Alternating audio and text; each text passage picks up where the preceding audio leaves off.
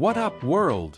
This is your boy, DJ Sugar Bear, back in the place, dropping the bass and setting the pace. Welcome to the WDRA crew, where old school soap radio meets the new school YouTube view. We take a little drama, add a little flash, and bring you a story with plenty of sass. It is the ultimate spot for scandalous plots, secret affairs, and relational knots. Today we lock in for the next big drop, part 2 of It's Good to See You, but what's for dinner? Before the mic line goes hot for Act 3, let us recap the mess from part 1 so we are all on the same key. Back in college, Alex and Larry were close friends and engineering students. Alex was building a life with his girlfriend, Elaine, completely oblivious that she was living a double life and sleeping with Larry for a whole year. Everything collided at graduation. Alex threw a party to propose to Elaine, while Larry showed up to propose to his secret girl at the same bash. That is when the trapdoor snapped shut. Larry watched in horror as his secret girl kissed Alex. Elaine and Larry buried the truth, and a betrayed Larry packed up and vanished. 5 years later, Alex and Elaine are married, but that wound never healed. Larry blows back into town and calls Elaine. Elaine meets Larry at a motel until 8 o'clock. To cover her tracks, she flattens her own tire as a fake excuse for Alex to rescue her. The next day, Alex brings home a surprise dinner guest. He just hired Larry. Larry hugs a terrified Elaine and drops the line, "Elaine, it is good to see you, but what is for dinner?" While Alex gets wine, Larry demands they continue the affair, threatening her with a secret motel video. But at the table, Larry learns Alex Jr. was born January 10, 2020. Larry runs the math and realizes the child might be his. Larry storms out, texts his lawyer friend, George, and declares he is going nuclear. He wants legal custody. Act 3. World War III Simpson, Jordan Jones, DNA Justice Act 3, Scene 1. Alex's rising suspicions, the flat tire and MIA moments location. Alex and Elaine's home, immediately after Larry's departure. Larry's final text messages to his friend, George the family court attorney, laid the foundation for his plan. Back at the house, a tense confrontation was brewing. Alex came back downstairs after taking his business call, his face a mix of confusion and building suspicion. He found Elaine standing in the living room, a strange, almost vacant look on her face. He had to leave. Something came up. What came up? We were in the middle of a good conversation. I told you what he told me. Why don't you call him and ask him yourself? Her nervous, almost guilty energy was a stark contrast to her usual composed demeanor. This fueled Alex's growing suspicions. You know, now that you mention it, I have a bone to pick with you. In fact, it's a whole damn skeleton. The air grew thick with unspoken tension. So, that tire problem you had the other day, how did that happen? What are you talking about? I was driving down the street and I hit a patch of broken glass. The next thing I knew, I was on a flat. Well, I took your tire to the shop this morning. The mechanic said the air was let out of the tire. No leaks, no puncture, no damage. So, I'm not sure about your story. Oh my God, you are so controlling and insecure. I don't know anything about tires, Alex. I just drive the car. And tonight, there was a bit of tension in the air. Between you and Larry. What's that all about? Oh my God, what is it now? You're so suspicious all of a sudden. No, it's not all of a sudden. It's been years. I used to wake up when we were in college at Hampton, and you would be missing in action. Elaine, I am done playing the fool for you. Elaine tried to speak, but Alex cut her off, the frustration of years boiling over. And please don't lie. You didn't go home every time. I went and checked and you were not there. Can you just level with me for once? Damn it, I freaking love you, and you are wearing my patience thin. I've held it in for all these years, but I'm tired. What is going on? In a desperate attempt to get a real answer, Alex decided to try and trick her into a confession. So, when you were in the kitchen cooking, I saw Larry grab a handful of your ass. The lie caught Elaine completely off guard. She almost lost her composure, a flash of panic in her eyes. But she quickly regained control. First of all, he did not grab my ass. The only grabbing going on is you grabbing at straws. Listen, I'm tired. This evening was your idea. I'm going to bed. You can finish the dishes and clean up. As Elaine walked to their bedroom, leaving Alex alone downstairs, she breathed a sigh of relief. She had survived his test, but her mind was racing. With all the new developments, Alex was suspicious of her disappearing, suspicious of her relationship with Larry, and she could see the look on his face as Larry questioned AJ at the dinner table. She knew her time was running out. Act 3, Scene 2, The Serve Supper, Larry's Pizza delivery location, Alex and Elaine's home a week later. The war for revenge was escalating. Greg, how's it looking, man? Are we ready to move forward with a paternity suit?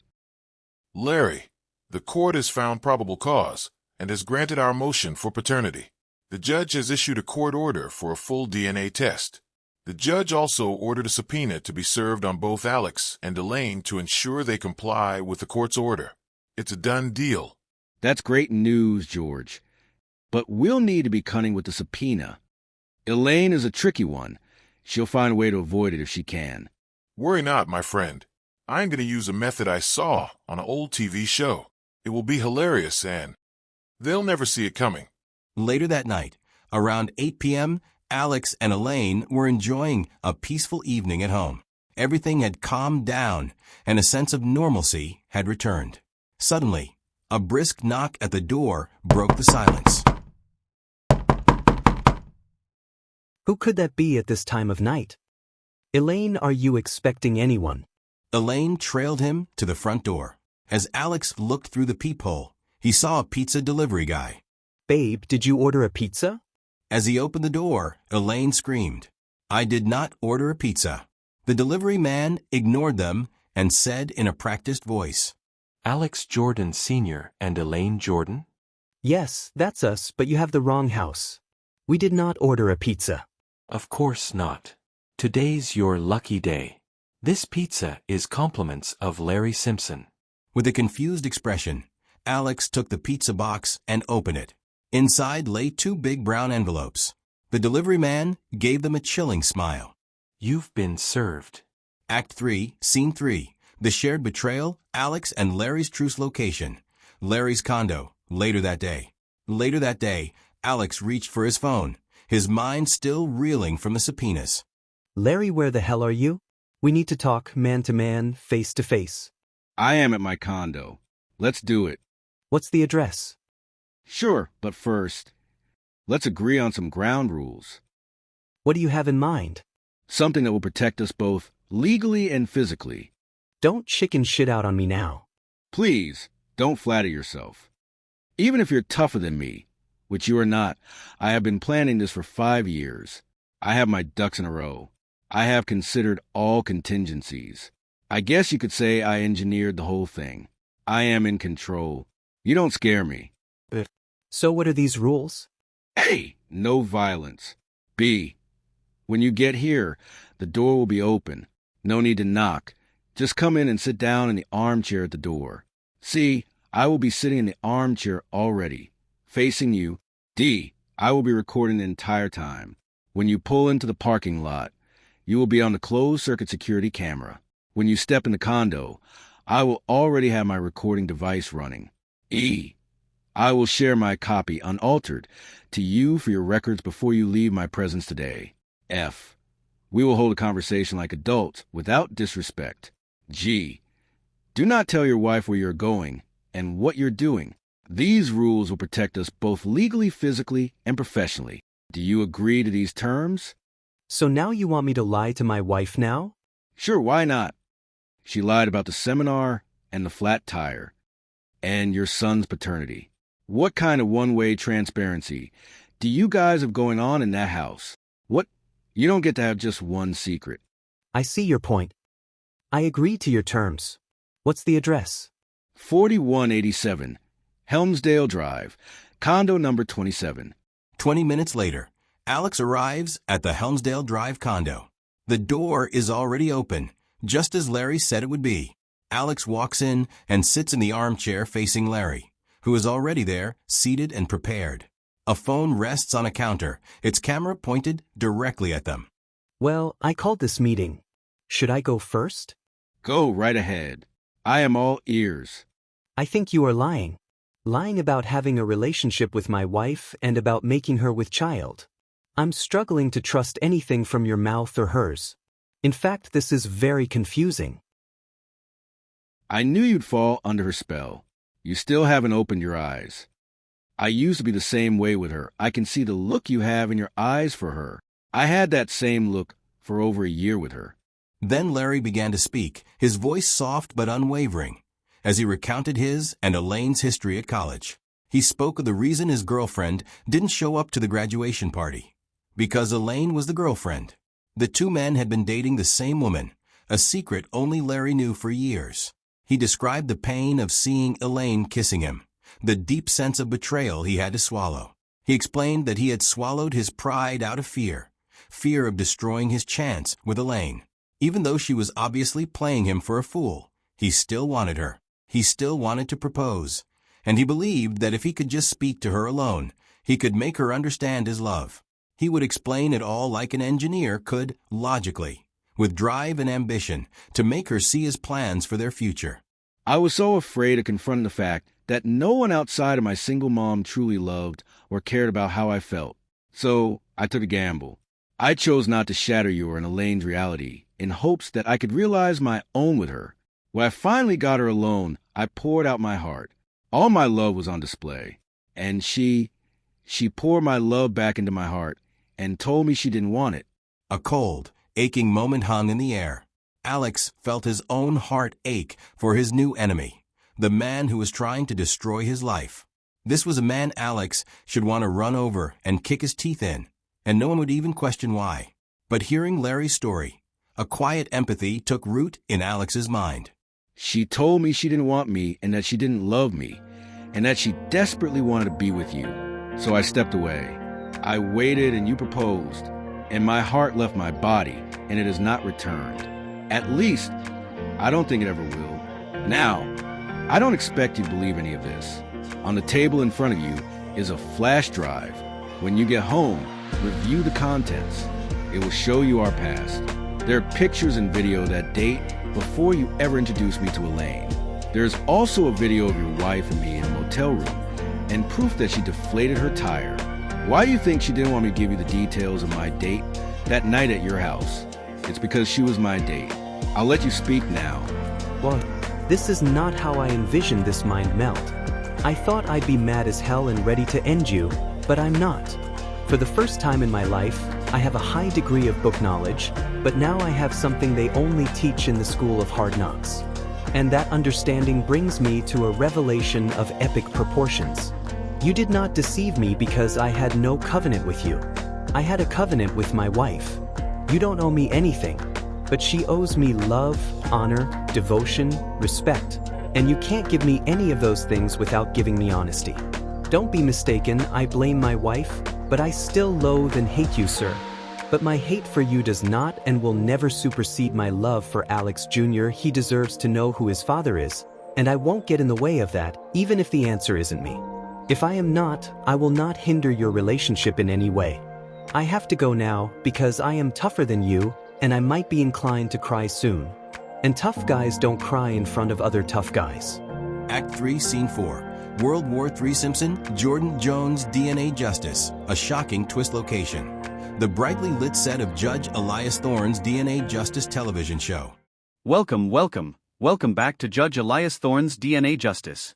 I'm Chris Mills, courtside reporter, and what a day we have ahead of us here with the esteemed Judge Elias Thorne.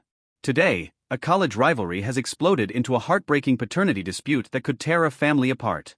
At stake, a marriage, a friendship, and the very identity of a 5-year-old boy. The results of our highly anticipated DNA test are in, and we're about to witness a revelation that will change lives forever. You won't want to miss this. All rise. The court of Judge Elias Thorne's DNA Justice is now in session. The Honorable Judge Elias Thorne presiding. Please be seated. The audience and parties settle, a hush falling over the set.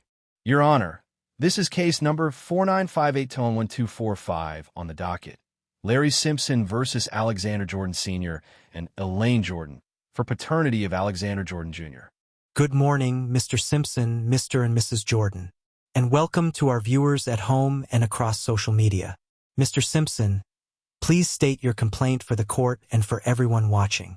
Why are you here today? Your Honor, I am here today because I believe Alexander Jordan Jr. is my biological son. Mrs. Jordan and I had a romantic relationship that ended just before she became engaged to Mr. Jordan Sr. The timeline of their engagement and the birth of AJ leads me to believe I am the father.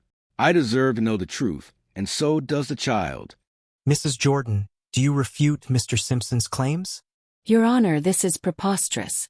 Mr. Simpson is a disgruntled former acquaintance. I admit that we had a sexual relationship, but I know that my husband is the father. Alex Jr. is my husband's son. This is nothing more than a malicious attempt to disrupt my family. You admit to having a sexual relationship with the complainant during the time of conception, yet you claim to know your husband is the father? The court sided with the complainant due to the timeline you yourself created, a timeline where no protection was used. It seems rather delusional to try and exclude Mr. Simpson's potential as the father, as if your own confidence alone could change biology. It appears that then, and perhaps now, you have been attempting to create a narrative to keep your relationship safe, regardless of the truth. Your Honor, I have provided evidence to this court of our prior relationship, including dates and a clear timeline that predates her engagement to Mr. Jordan. He's fabricating stories. He's obsessed with me. This is all a lie. Enough. The court has heard enough. The evidence has been presented, and the DNA samples have been analyzed by our independent laboratory. The time for speculation is over. It is now time for the reveal. A collective, stunned silence fell over the studio. Elaine's jaw dropped, a raw, strangled sound catching in her throat as her face drained of all color. Alex Sr.'s eyes widened, a look of profound shock and agony twisting his features. Order in the court. Now, as for Mr. Larry Simpson, the DNA test indicates that you are excluded as the biological father. And for Mr. Alex Jones, the DNA test indicates that you are also excluded as the biological father of Alexander Jordan Jr., with a probability of paternity of 0%. The studio erupted in confused S and S. Larry's calm facade shattered. His eyes flared, a mixture of disbelief and pure, unadulterated rage at the unexpected twist. Alex Sr. stared at the judge, then at Larry, a slow, dawning realization spreading across his face. What? No, this can't be. Mr. Simpson, your petition for custody is hereby denied. As you are not the biological father, you have no standing in this court. Furthermore, as Alexander Jordan Jr. was born within a legal marriage, under the law, Alexander Jordan Sr. is the presumptive legal father. Custody remains with him and his wife. Larry's fury momentarily eclipsed by the bizarre twist. He stared at Alex's outstretched hand. After a beat, a weary chuckle escaped him.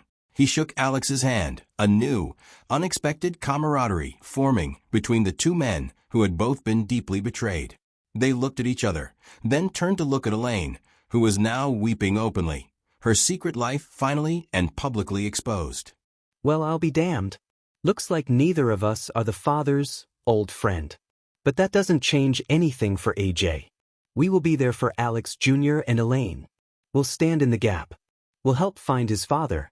We will. Together. Mr. Jordan and Mr. Simpson, the courage you have just shown to look past your differences in the name of this child is a testament to the character of men. A child can only be as mentally healthy as the parents leading him. You have vowed to stand in the gap and to help this child find the truth, and to ensure that his mother is also okay so that he can be okay. You have done your parts. This court is now adjourned. United in their mutual shocking discovery and their newfound commitment to the child, Alex and Larry walked off the set together, leaving Elaine to face the cameras and her shattered world alone. All right, welcome back to the Clapback Podcast. Now, I'm just gonna say it. This whole paternity reveal, this DNA justice show, it's a circus. And who's the ringleader? Elaine. She's the one who created this entire mess by lying and playing games. Larry, bless his heart, he thought he had a claim, but even he was just another pawn in her elaborate scheme. This is what happens when women think they can run wild, have their cake and eat it too, and then expect no consequences. Now we've got two good men, Alex and Larry, left to pick up the pieces of her deception, and a child who doesn't even know who his real father is, all because of one woman's choices. Oh, Sugar Bear, your narrative is as predictable as a daytime soap opera. Elaine is the ringleader. She created this mess. Please. What I see is a woman who, yes, made some questionable choices, but who is now facing the full, unhinged force of male ego and entitlement. Larry, who you, bless his heart, decided to go nuclear and drag everyone onto a reality TV show for revenge. And Alex, who, let's be honest, was oblivious for years, is now suddenly a good man left to pick up the pieces.